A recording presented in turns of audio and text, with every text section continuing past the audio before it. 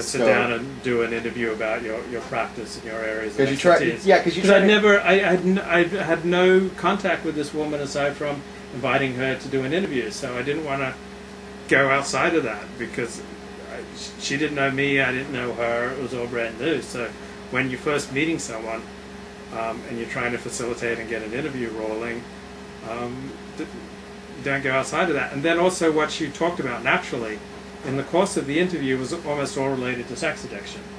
Like that was the topic that she most wanted to talk about. Okay. She didn't go off and say, "Oh, 15 years ago, I remember I, dated these crazy people in Italy when I was." She didn't go there. She was very professional. Right. I have two comments right off the bat. Yeah. Number one is, was she put off at all by the fact that your bed is sitting 2 feet from this camera? I still can't get over when you're supposed to be like this professional guy and you're all dressed up in like your suit and everything, and you bring in these people who are going to talk about all these professional things, and like 2 feet away from us is your bed, right? I mean, like, why don't you at least put like a partition so it looks like it's just like a room that's set up for your camera and stuff, and not like you have to feel like it's on top of your bed. I couldn't be bothered. Is your place bigger than this? I have a 1-bedroom apartment. Okay, it's bigger. Yeah. You got a bedroom. Wow. Do you have a kitchen? Yeah. Oh, man. Okay, so you win the poverty segment of tonight's show. Okay, now the other thing, what was the other thing I was going to say? You were just saying that like she didn't bring up anything, so we just kept it on the straight and focused. She was very professional, and everything she said was about sex. I just want to throw this in. Yeah. When we were dating, yeah, she was very much the same way. I remember this, and I wouldn't have remembered this except for like I watched this interview with her, and I hear your feedback on it. I remember when we were dating, or even on the phone, like in between dates, whatever. She was always talking about this sex therapy. She was fixated, like obsessed with it. That's all we ever heard. That's all we ever talked about, or at least I had to hear about, was all this sex therapy stuff. She's like obsessed with it. I don't want to touch that. So the sheriff of Torah Town wants to know if I've ever been to Rabbi Rabbs' place. No, I have not. We may get around to doing that, but we've never hung out aside from doing these talks and doing the interview and then the one ride home from the hospital. Yeah, when we occasionally bump into each other in the marketplace, and then we try to hit up on Persian girls together. Actually, they try to hit up on us. But I ran off, so... Yeah, I know, because you're a wuss. So. Okay, and the last thing I wanted to bring up was on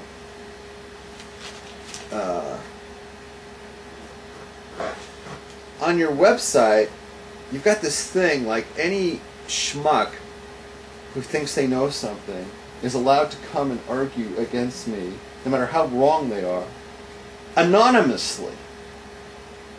As long as they don't make personal attacks. But why do you give these people a forum to spew their stupidities and heresies? I publish anything anyone sends me as long as I find it mildly interesting. Whether because it's like this last week it was this guy named Yaakov, right? We don't know his last name. I mean, does he exist? I assume he did. I mean, I didn't write it. Do you know who Obviously he is? No, I didn't know who he is. And he writes like this whole thing, like, oh, I'm going to find a way to, slug up, rubber. And it was just like, did you read what he wrote? I mean, did you read it? It was like irrelevant, and he's like trying to, you could tell his motivation was, I'm going to try to show that this, and you know what? I'm going to attract a lot of these people. Because you know who I bother and I get into the nerves of? Is Jews. Yeah. No. Jewish people, no matter where they are on the scale of observancy, are going to be bothered by me because I come in and I represent authentic Judaism. I'm in your face with it, right? And what they want to do is discredit me any way they want. So they come up with the craziest things, and the bigger the bigger our audience comes, the more of these people we're going to attract, and you're going to give every one of them a voice and a forum on a platform on your blog, and then I'm going to have to spend my entire life slugging them all up. And I have better things to do than fight with all these morons and heretics. So why don't we at least do this?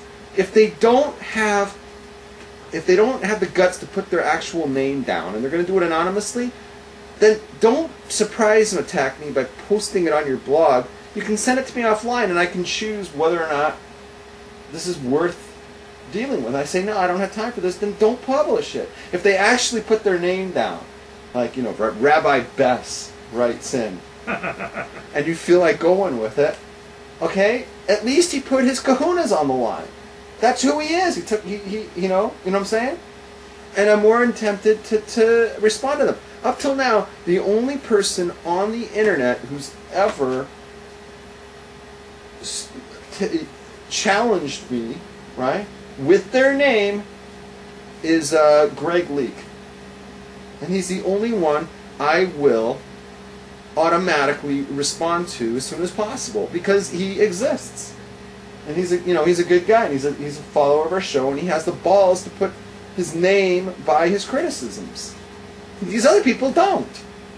And they shouldn't be rewarded by forcing me to respond to them. And it shouldn't be in a position where if I don't respond to them, then I'm punished because somebody is getting away with challenging me unresponded to. And I'm really adamant about it. I'm serious. Should not give those people the time of day. They're anonymous cowards. And they're going to be coming out of the woodwork as this show gets bigger. Because if we have 5,000 viewers now on YouTube, right? And they're attracting 3 or 4 of these maggots a week. When we get to 5 million viewers, add them up. I don't have time for that. Like, where do we even start? First of all, these are people writing in on abstract religious issues. They're not like writing in and saying Rabbi Rabbs is a lousy lover, or Rabbi Rabbs ripped me off in a business deal, or Rabbi Rabbs was a lousy employee. They're writing in and saying, okay, Rabbi Rabbs, well, they're not even maybe mentioning the rabbi's name. They're saying you presented this particular view of divine revelation, and this is how I understand the Talmud describes the divine revelation at Mount Sinai, and here's the quotation from such and such Talmudic tractate, and such and such, no, thank you, such and such rabbi says X, Y, Z, and I post their abstract religious argument. Now, I don't know why you would feel a need that, like, you have to respond. Like, when I'm attacked on blogs, Facebook posts on your Facebook page, it doesn't bother me. I don't feel any need to respond. I don't understand that, to be honest. Yeah, I know, because we're different people. We're totally different people. Yeah. Like, I have three critics I pointed out to you on my wall. Yeah. You were very kind. You said, hey, do you want to respond? Because these people have some serious criticisms. Right.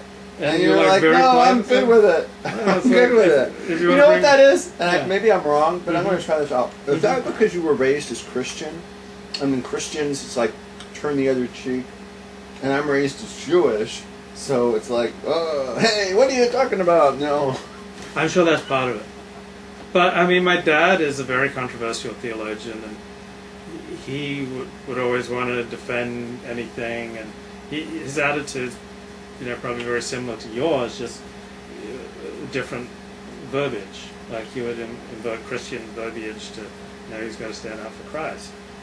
If there's ever, like... I feel like I have to stand up for Torah. Stand up for Torah, right. Right, okay. So I think that's part of it. But I think it's more a fundamental personality difference. I think you might say I'm cold or absent, or like a lot of the times I just don't care. Like, it's more, what's more special are those times when I actually do care.